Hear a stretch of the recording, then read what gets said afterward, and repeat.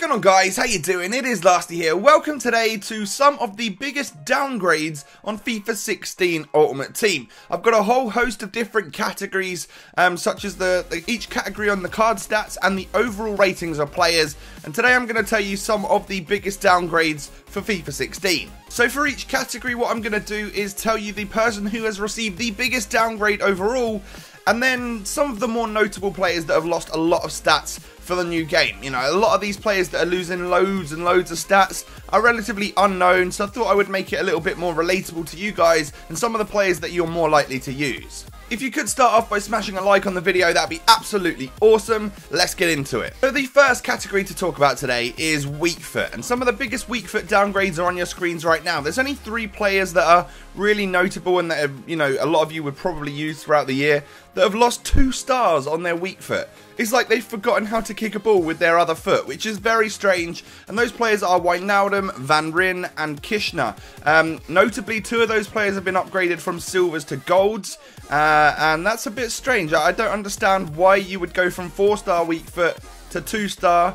It's very, very odd. Of course, after we talk about weak foot, we need to talk about skill moves. Now, there's only one player in the game that has lost more than 1-star skills, and that is a guy called Kavlak, who has gone from 4 stars to 2 stars. He's an Austrian who plays for Besiktas, and for some reason, he's now a 2-star skiller, but last year they decided that what he was 4 stars. I don't understand how you can lose the ability to do skill moves within 1 season of Ultimate Team. And then, of course, we've got loads and loads of players that have lost 1 star on their skill moves and gone down by 1. So I thought I'd put the most notable ones on your screens right now. We've got Lewandowski, Sturridge, Depay and Boateng. Lewandowski and Sturridge have both gone from 4-star to 3-star, which sucks. Depay has actually gone from a 5-star skiller to a 4-star, which sucks even more.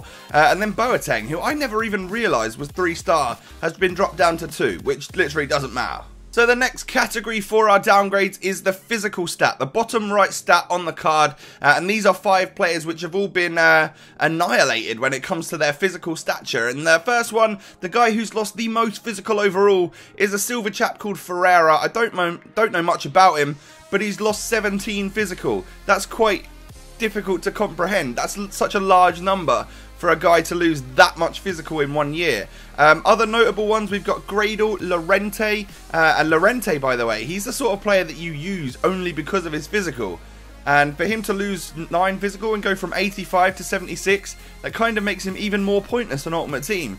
Juan Mata has lost some physical. I imagine that's probably because of a move from cam to right mid. The stats are calculated differently depending on where you play. And probably the same goes for Hernandez, who is now a default cam rather than a central midfielder, which means that stats change. Moving on to some defending downgrades then. What I've noticed is that a lot of strikers have actually been downgraded on their defending. And the reason for that, I guess, is because EA are calculating stats slightly differently. And there's a lot of like cams and a lot of strikers that have been losing huge amounts of defending, even to the point where they're in like not single digits, but like double digits to the 10s and the 20s, which is crazy.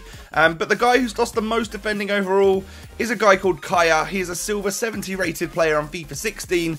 He was a cam, I believe, in the FIFA 15 edition, so again, that's probably why he's lost his stats.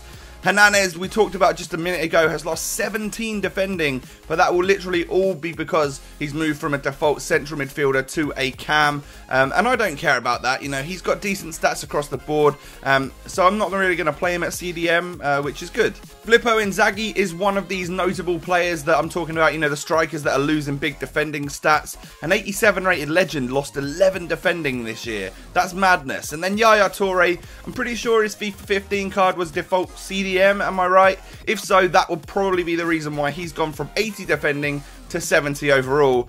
Even so, his card still looks pretty epic. So on to a bit of a category which is not really needed to be talked about too much, so we'll get over it quite quickly. The guy who's lost the most dribbling on his stats overall this year is a French centre-back called Lotis, and as you'll notice, all 3 of the players here are centre-backs, so could it be a possibility that with the different ways of calculating stats, dribbling has gone down on the centre-back stats? Lotis has lost 12 overall. Otamendi, the new Man City guy who's had massive upgrades everywhere, has lost 8 overall on his dribbling, and then Dante has lost 7 on his dribbling with his new Wolfsburg card in the Bundesliga. Okay, so the next interesting category is passing. You know, some of these guys have completely forgotten how to play the ball from them to their teammate since FIFA 15 apparently. A guy called Rafael Marquez has lost the most passing overall for FIFA 16 on his card. He has now lost 12 passing, so that is pretty crazy. He obviously had 70 before, but now he's only got 58. Diego, the Brazilian cam, has lost 8 passing. In fact, his card overall has been downgraded quite a bit, which is a shame because I always really liked him.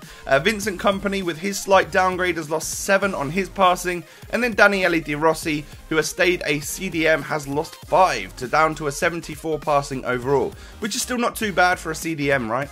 So with the different ways of calculating stats and stuff like that, there have been some pretty big shooting downgrades. A silver, Norwegian guy called Hovland has lost 18 shooting overall. That is the most shooting anyone's lost on their card stat this year. He's down to 24, which is quite low. CDM Medel, I guess, no, I think he always was a CDM. Maybe he wasn't a CM. It's kind of strange that he's had like an upgrade by a couple of ratings, but he's lost overall 14 shooting, which is madness. Manolas, a centre-back, who actually looks incredible this year and has had some really, really good upgrades, loses 8 overall on his shooting, taking him into 19 overall, which I think is like the 5th worst shooting on the entire game. And then we've got Shinji Kagawa. This is quite an important one. Although he's only lost, 6 shooting overall, that's quite a large number for someone that's playing so far up the pitch. He's a central attacking midfielder who now has below 70 shooting.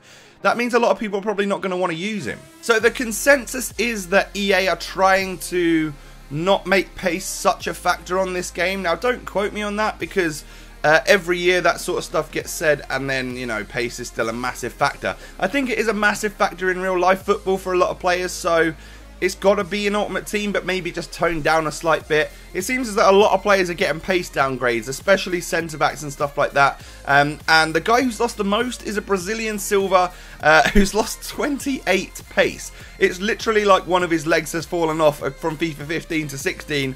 He's now a 33 pace player. And then some of the more notable players that you guys might actually use that have lost a lot of pace are typically some of your, your legendary type players, so Xabi Alonso, Lampard, Gerrard.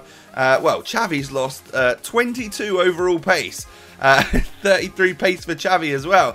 So Lampard and Gerrard, minus 12 for Lampard, minus 9 for Stevie G. And Benatia is a strange one to me. I wouldn't have expected him to lose an overall 10 pace. They've always been upgrading him for the last couple of years, and he got a really nice card last year with 75 overall pace.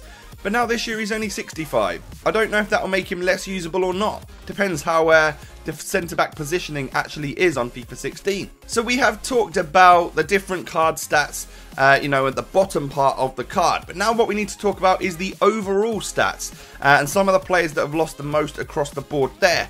And the guy who's lost the most overalls, he was a 79 rated right mid last year and is now a silver 72, is a chap called Adin. I don't particularly know him.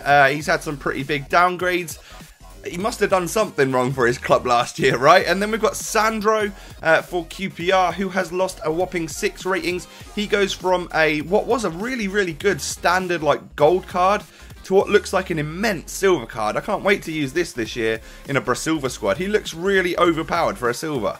And then 2 very, very big names, Falcao and Robin van Persie, both getting some massive downgrades. Minus 4 for Van Persie, minus 5 overall for Falcao. Damn, they've absolutely gone ham on the 2 previous Manchester United strikers. And then Mario Gomez, moving from the Bundesliga over to Besiktas, has lost 4 overall. So these are your most notable players, and then of course Adin is the guy who has lost the most stats on his overall rating. That's pretty crazy. So that is it for your biggest downgrades of FIFA 16. There are obviously a lot of players that were between the guy who lost the most and some of the more notable players that I talked to you about, but they were relatively unknown people, so it's not likely that you guys are going to use too many of them. So I wanted to include some of the players that you definitely would be using across the year if you're the sort of guy that builds the standard sort of squads and uses some of the higher rated players on the game. There's like a fly flying around. I don't know what it's doing, but I'm going to end this video right now. now.